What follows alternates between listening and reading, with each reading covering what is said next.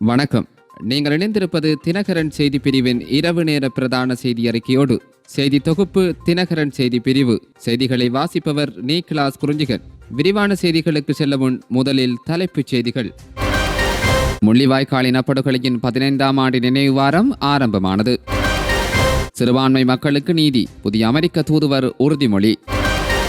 கழுத்து நெரிக்கப்பட்ட நிலையில் யாழில் பெண்ணின் சடலம் மீட்பு. ஸ்ரீலங்கா போலீசாரின் அராஜகத்தால் வடமராட்சியில் இளைஞன் பலி.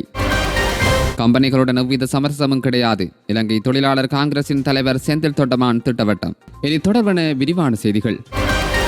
2009ஆம் ஆண்டு தமிழர்கள் கொத்து கொத்தாக கொலை செய்யப்பட்டு பல்வேறு அவலங்களுக்கு உட்படுத்தப்பட்ட முள்ளிவாய்க்கால் இனப்படுகொலையினுடைய 15ஆம் ஆண்டு நினைவு வாரம் இன்று ஆரம்பமானது. தமிழர்களின் அவலங்களை வெளிப்படுத்த முகமாக முள்ளிவாய்க்கால் கஞ்சி வழங்கும் நிகழ்வு வடகிழக்கில் உள்ள அநேகமான மாவட்டங்களில் இன்றைய தினம் வழங்கப்பட்டன.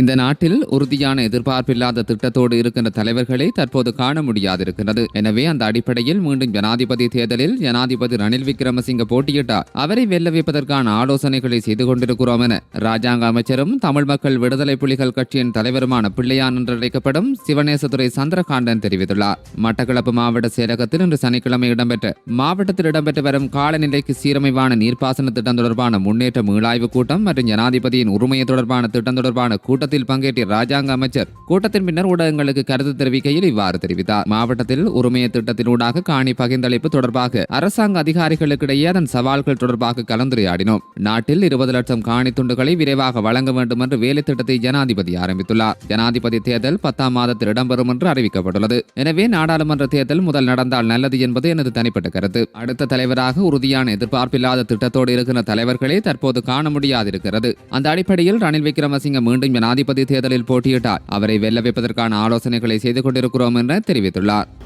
ஜனாதிபதி தேர்தல் நிச்சயமாக 10ஆம் மாதத்திலே இடம்பெறும் என்ற அறிவித்தலும் வந்திருக்கு. அதை நாங்கள் எதிர்பார்க்கிறோம், நிச்சயமாக நடந்தே ஆக வேண்டும் என்று.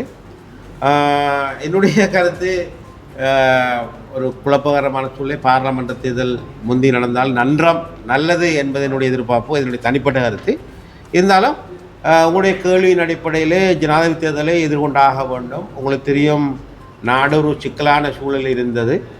அந்த சிக்கலில் இருந்து மீட்டு ஒரு நம்பிக்கையை தற்போதைய ஜனாதிபதி ரணில் விக்ரமசிங்க அவர்கள் ஏற்படுத்தியிருக்கிறார். அவரை ஏற்றுக்கொண்டிருக்கிறார். நாங்கள் ஒரு தொங்கு பாலத்தால் நடந்து செல்கிறோம், இந்த தொங்கு பாலத்தை கடந்து தான் ஆக வேண்டும் என்று சொல்கிறார். அந்த பாலத்தை கடந்து உறுதியான ஒரு பொருளாதார கட்டமைப்பு உருவாக வேண்டுமா இருந்தால் அவர் இன்னமும் இந்த நாட்டுக்கு சற்று காலம் சேவையாற்ற வேண்டும் என்ற என்னுடைய தனிப்பட்ட நிலைப்பாடு. தமிழ் தேசிய பரப்பில் தமிழ் மக்களுக்கு அரசியல் செய்யும் எக்கட்சியும் ஜனநாயக தமிழ் தேசிய கூட்டமைப்பில் இணைந்தாலும் அவர்களுக்கான சம அங்கீகாரம் கொடுத்து தொடர்ச்சியாக ஜனநாயக தமிழ் தேசிய கூட்டணியை செயல்படுத்துவதற்கு நாங்கள் தயாராக இருக்கிறோம் என கிழக்கு மாகாண ஜனநாயக தமிழ் தேசிய கூட்டமைப்பின் பாராளுமன்ற உறுப்பினர் கோவிந்தன் கருணாகரம் தெரிவித்துள்ளார். ஜனநாயக தமிழ் தேசிய கூட்டமைப்பின் மன்னார் மாவட்ட அங்கத்துவ கட்சிகளில் ஒன்றான EPR லைவ் கட்சி அலுவலகத்தில் கட்சியின் மாவட்ட அமைப்பாளர் SR குமரேஷ் தலைமையில் மன்னாரில் மாவட்ட குழு அமைக்கும் நடவடிக்கை இடம்பெற்றது. இதன்போது பாராளுமன்ற உறுப்பினர் செல்வம் அடைக்கலநாதன் மற்றும் அங்கத்துவ கட்சிகளின் பிரதிநிதிகளும் கலந்து கொண்டிருந்தனர். இதன்போது கலந்து கொண்டு கருத்து தெரிவிக்கையிலேயே கிழக்கு மாகாண ஜனநாயக தமிழ் தேசிய கூட்டமைப்பின் பாராளுமன்ற உறுப்பினர் கோவிந்தன் கருணாகரம் மேற்படி தெரிவித்திருந்தார். ஜனநாயக தமிழ் தேசிய கூட்டணி என்பது தேர்தல் திணைக்களத்திலே ஒரு அரசியல் கட்சியாக பதிவு செய்யப்பட்டிருந்தது. கடந்த காலங்களிலே தமிழ் தேசிய கூட்டமைப்பு இயங்கியதை போன்றல்லாமல் தற்போது ஜனநாயக தமிழ் தேசிய கூட்டணி என்கின்ற பெயரில் ஒரு கட்டமைப்புடன் நாங்கள் இயங்கிக் கொண்டு வருகின்றோம். அந்த வகையில் ஜனநாயக தமிழ் தேசிய கூட்டணிக்கு ஒரு நிறைவேற்று குழு இருக்கின்றது. நிறைவேற்று குழு எடுக்கும் முடிவுதான் இறுதி முடிவாக இருக்கும். இவ்வேளையிலே தற்போது இந்த ஜனநாயக தமிழ் தேசிய கூட்டணியின் செயற்பாடுகளை மாவட்ட ரீதியாக நாங்கள் விஸ்தரித்து கொண்டு வருகின்றோம். வவுனியா சிறைச்சாலையில் உணவகம், சிகை அலங்கார நிலையம் என்பன திறந்து வைக்கப்பட்டதுடன் விடுதிக்கான அடிக்கலும் சிறைச்சாலை ஆணையாளர் நாயகத்தால் நாட்டி வைக்கப்பட்டது. வவுனியா ஏன்பது வீதியோர சிறைச்சாலையுடன் இணைந்த வளாகத்தில் இன்று இந்த நிகழ்வு இடம்பெற்றது. வவுனியா சிறைச்சாலையில் நீண்ட காலமாக தண்டனை பெற்று தடுத்து வைக்கப்பட்டுள்ள கைதிகளை கொண்டு உணவகம் மற்றும் சிகை அலங்கார நிலையம் என்பன நிர்மாணிக்கப்பட்டுள்ளது. குறித்த உணவகம் மற்றும் சிகை அலங்கார நிலையம் என்பவற்றினை நீண்ட காலமாக தடுத்து வைக்கப்பட்டுள்ள கைதிகளை நடத்த உள்ளனர். அவர்கள் சிறையில் உள்ள காலத்தை பயனுள்ள வகையில் பயன்படுத்துவதற்கு அவர்களது மனநிலையில் மாற்றத்தை ஏற்படுத்துவதற்கும் இதன் மூலம் நடவடிக்கை எடுக்கப்பட்டுள்ளது. குறித்த மகளிர் நிலையங்களையும் சிறைச்சாலை ஆணையாளர் நாயகம் துசார உப்புல் தெனிய திறந்து வைத்துள்ளார். அத்துடன் விடுதியொன்று நிர்மாணிப்பதற்கான அடிக்கலும் நாட்டி வைக்கப்பட்டது. வவுனியா சிறைச்சாலை அத்தியட்சகர் KAS அயரட்ன தலைமையில் நடைபெற்ற இந்நிகழ்வில் சிறைச்சாலை ஆணையாளர் நாயகம் துசார உப்புல் தெனிய, இராணுவத்தின் வன்னிக்கட்டளை தளபதி மேஜர் ஜெனரல் தினேஷ் நாணயக்கார, சிறைச்சாலை உத்தியோகத்தர்களின் பொறுப்பதிகாரி AD புத்திக பெரேரா, பௌத்த மதகுருமார் என பல பேரும் கலந்து கொண்டிருந்தனர். பெருந்தோட்ட தொழிலாளர்களின் 1700 ரூபாய் சம்பள அதிகரிப்பு குறித்து அரச வர்த்தமானி வெளியிடப்பட்டதை அடுத்து பெருந்தோட்ட நிறுவனங்கள் அதை வழங்க மறுப்பு தெரிவித்து வரும் நிலையில் இலங்கை தொழிலாளர் காங்கிரசின் தலைவரும் கிழக்கு மாகாண ஆளுநருமான செந்தில் தொண்டமான் கம்பெனிகளுடன் எந்தவித சமரசமும் கிடையாது என ஊடகங்கள் வினவிய போது ஊடகங்களுக்கு திட்டவட்டமாக பதில் வழங்கியுள்ளார். முதலாளிமார் சம்மேளனத்துடன் ஊடாக பேச்சாளர் ரொசான் ராயதுரை தோட்ட தொழிலாளர்களுக்கு 1200 ரூபாய் சம்பளம் வழங்கப்படும் என ஊடகங்களுக்கு கருத்து தெரிவித்ததை அடுத்து அதற்கு மறுப்பு தெரிவித்து செந்தில் தொண்டமான் ஊடகங்களுக்கு கருத்து வெளியிட்டுள்ளார். அவர் மேலும் தெரிவிக்கையில், தோட்ட தொழிலாளர்களின் சம்பள உயர்வு குறித்து பேச்சுவார்த்தை நடத்தப்பட்டு வந்த பொழுது சம்பள உயர்வு வழங்க முடியாது என ஆரம்பத்தில் கம்பெனிகள் தெரிவித்து வந்தன. கடும் அழுத்தத்திற்கு பிறகு ஊக்குவிப்பு தொகை மாத்திரம் வழங்க தயார் என தெரிவித்தனர். இந்நிலையில் அரச வர்த்தமானி அறிவித்தல் வெளியிடப்பட்டதை அடுத்து வேறு வழியின்றி தற்போது கம்பெனிகள் 1200 ரூபாய் அடிப்படை சம்பளம் வழங்க முன்வந்துள்ளனர். ஒரு வருட காலமாக ₹1 சம்பள உயர்வு கூட வழங்க முடியாது என தெரிவித்த கம்பெனி தற்போது ₹200 அதிகரிப்பு வழங்க முன்வந்தமைக்கான காரணம் அரசாங்கத்தால் அரச வர்த்தமானி வெளியிடுவதற்கும் எடுக்கப்பட்ட நடவடிக்கையாகும். ஆதலால் கம்பெனிகளுடன் எந்தவிதமான சமரசமும் கிடையாது என செந்தில் தொண்டமான் தெரிவித்ததுடன் அரசாங்கத்தால் வெளியிடப்பட்ட வர்த்தமானி அறிவித்தலை கம்பெனி அமுல்படுத்தாவிடில் கம்பெனியின் முதன்மை இயக்குநர் மீது சட்ட நடவடிக்கை மேற்கொள்ளப்படும் என செந்தில் தொண்டமான் தெரிவித்துள்ளார். ஸ்ரீலங்கா போலீசார் விரட்டிச் சென்ற இளைஞர் ஒருவர் புன்னாலைக்கட்டுவ நாயக்கடவை பிள்ளையார் கோயிலுக்கு அருகிலுள்ள மின்கம்பத்துடன் மோதி உயிரிழந்துள்ளார். போலீசார் இளைஞரின் மோட்டார் சைக்கிளை உதைத்ததாலேயே இந்த விபத்து சம்பவித்ததாக நேரில் பார்வையிட்ட பொதுமக்கள் குற்றம் சுமத்தியுள்ளனர். நேற்றிரவு இடம்பெற்ற இந்த சம்பவத்தில் கோப்பாய் தெற்கைச் சேர்ந்த செல்வநாயகம் பிரதீபன் வயது 41 என்ற இளைஞரை உயிரிழந்துள்ளார். பலாலி வீதியூடாக குறித்த இளைஞர் மோட்டார் சைக்கிளில் உரும்புராய் நோக்கி பயணித்த போது திடீரென அவரை ஸ்ரீலங்கா போலீசார் தமது மோட்டார் சைக்கிளில் இளைஞரை விரட்டிச் சென்றதாகவும் தெரிவிக்கப்படுகிறது. புன்னாலைக்கட்டுவ நாயக்கடவை பிள்ளையார் கோயிலுக்கு அருகாமையில் வைத்து இளைஞரது மோட்டார் சைக்கிள் போலீசார் காலால் உதைத்ததாகவும் நிலை தடுமாறிய இளைஞர் மின்கம்பத்துடன் மோதியதாகவும் தெரிவிக்கப்படுகிறது. இளைஞர் உடனடியாக தெல்லிப்பளை மருத்துவமனைக்கு எடுத்துச் செல்லப்படும் போதே உயிரிழந்தார் எனவும் கூறப்படுகிறது. இதற்கிடையில் சம்பவ இடத்தில் கூடிய பொதுமக்கள் போலீசாரின் மோட்டார் சைக்கிளை தாக்கி சேதப்படுத்தியுள்ளனர்.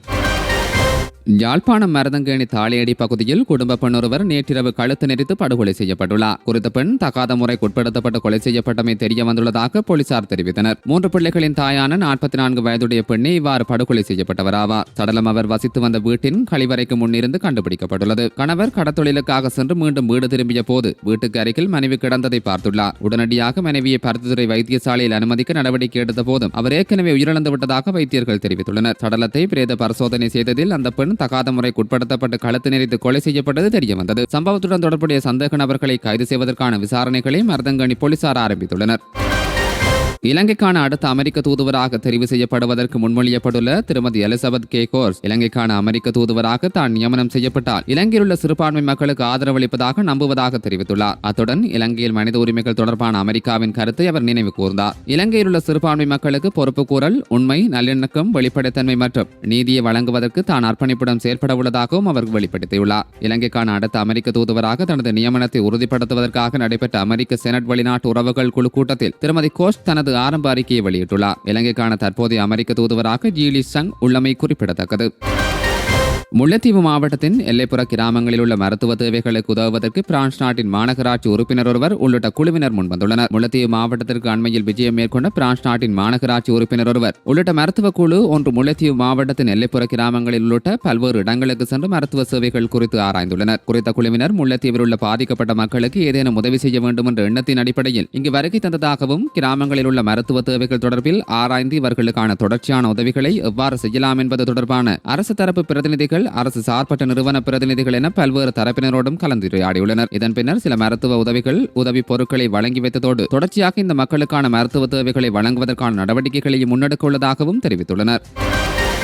ஐக்கிய நாடுகள் சபையின் அங்கத்துவம் பெறுவதற்கான பலஸ்தீனத்தின் விண்ணப்பத்திற்கு ஆதரவாக இலங்கை வாக்களித்துள்ளது. பலஸ்தீன மக்களின் ஒற்றுமையை வெளிப்படுத்தும் வகையிலேயே இந்த தீர்மானம் எடுக்கப்பட்டுள்ளதாக வெளிவிவகார அமைச்சர் அலி சப்ரி தெரிவித்துள்ளார். குறித்த தகவலை அவர் தனது எக்ஸ் தள பதிவொன்றின் மூலம் வெளிப்படுத்தியுள்ளார். குறித்த பதிவில் அவர் மேலும் தெரிவிக்கையில், ஐக்கிய நாடுகள் சபையின் புதிய உறுப்பினர்களை சேர்ப்பது என்ற ஐக்கிய நாடுகள் பொதுச்சபை தீர்மானத்தின் மூலம் ஐக்கிய நாடுகளின் உறுப்புரிமைக்கான பலஸ்தீனத்தின் விண்ணப்பத்திற்கு ஆதரவாக வாக்களித்ததன் மூலம் இன்று இலங்கையானது சர்வதேச சமூகத்தின் பெரும்பான்மையுடன் இணைந்துள்ளது. நிரந்தர சமாதானத்தை அடைவதற்கு மனித துன்பங்களை போக்க போக்குவதற்கும் ஒரே வழி பேச்சுவார்த்தை மூலம் இரு நாடுகளின் தீர்வாக்கும் என்ற நிலைப்பாட்டில் இலங்கை எப்போதும் உறுதியாக உள்ளது. மனிதாயமான நெருக்கடியை பேச்சுவார்த்தை மற்றும் கலந்துரையாடல் மூலம் தணிக்க வாய்ப்பு கிடைக்கும் போது மனித மோதலின் கொடூரங்கள் தொடரக்கூடாது. முன்னோக்கி நகர்வது கடினமாக தோன்றினாலும் கூட ஒரு அமைதியான தீர்மானமும் பலஸ்தீனம் மற்றும் இஸ்ரேல் ஆகிய இரு நாட்டு மக்களுக்கும் நீடித்த தீர்வை அடைவதற்கான ஒரே வழி என அவர் மேலும் குறிப்பிட்டுள்ளார்.